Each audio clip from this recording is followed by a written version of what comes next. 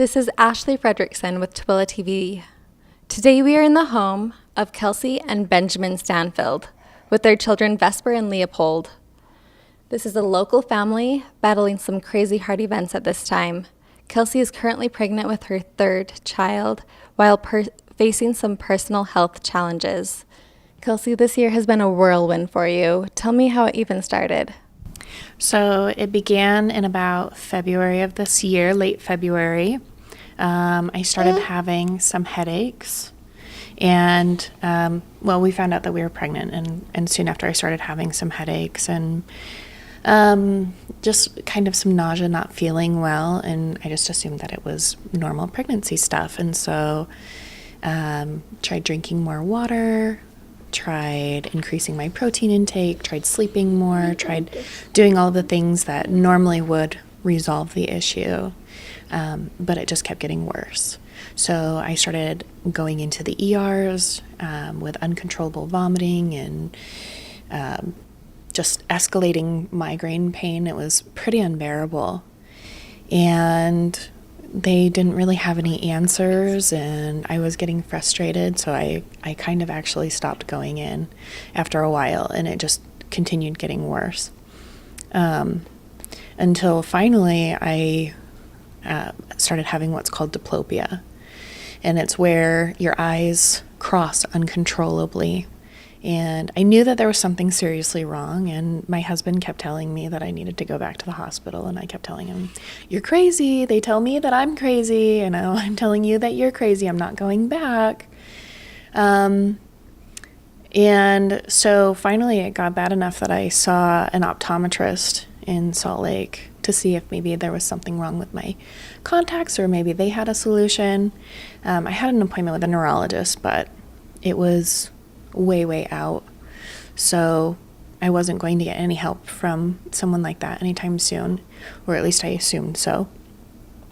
So I ended up seeing this optometrist, and when she looked in my eyes for the contact exam, she found that both of my optic nerves were hemorrhaging, and she was kind of like, "I'm not trying to scare you, but you need to go to the ER right now because I think you have a brain tumor." And so we did. We went to the University of Utah Hospital, and they did a series of ultrasounds to confirm that my optic nerves were both hemorrhaging. And they decided to do an MRI, and when they went in and did the MRI, that's when they found a large mass in my brain. So it's kind of been all downhill from there, or uphill, I don't know.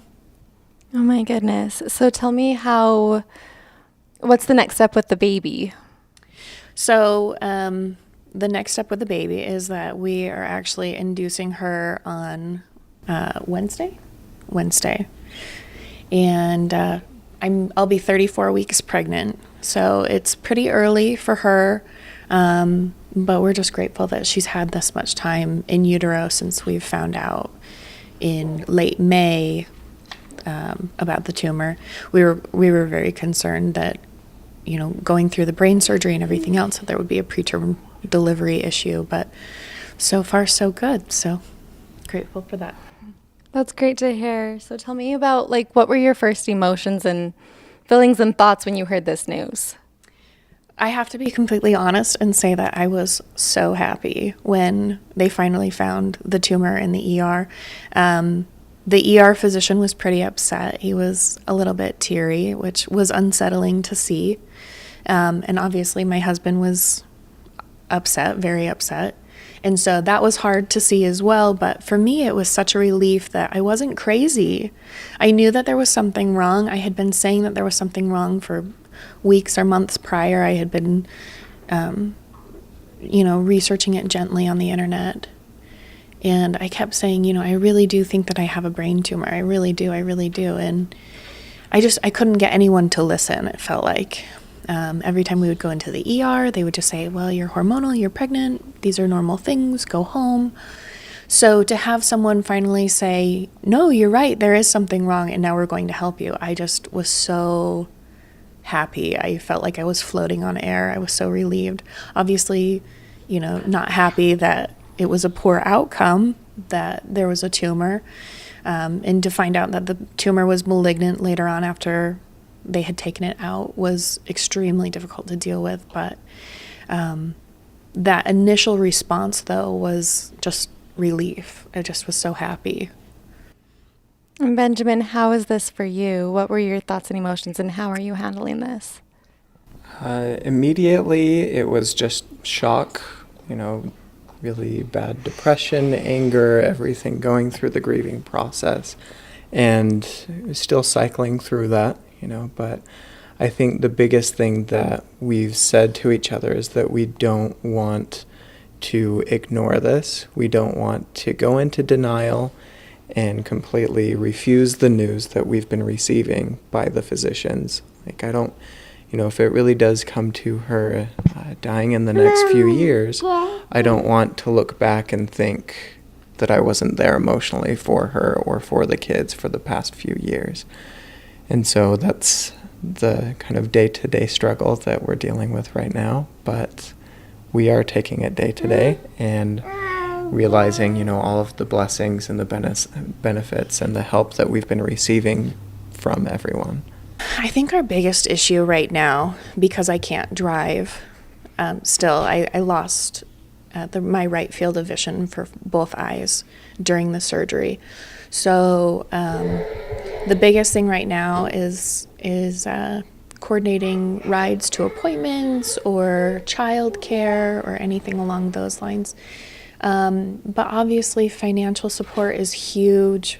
This isn't something that we expected to happen, and certainly not in our 20s. So, while we have things in place to help after I pass, they won't last long. They weren't very generous, So financial support is huge to help with the medical bills or, the expenses with the kids after I'm gone, or just the manpower of having people here to help with the kids with, not because I can't bring them to the hospital with me when I do the chemo and the radiation and everything. So What does the near future look like for you and your family?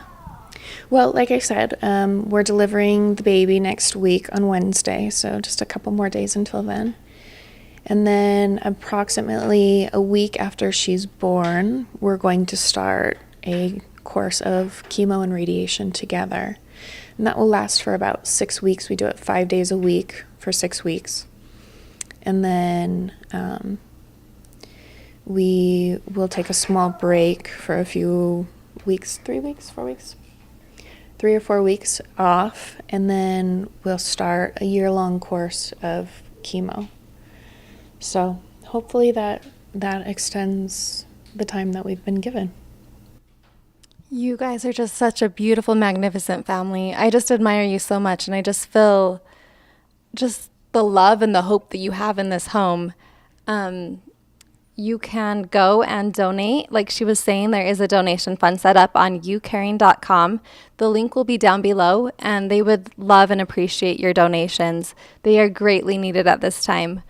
We're so grateful for Benjamin and Kelci taking the time to talk to us. And this is Ashley Frederickson signing off with TooeleTV.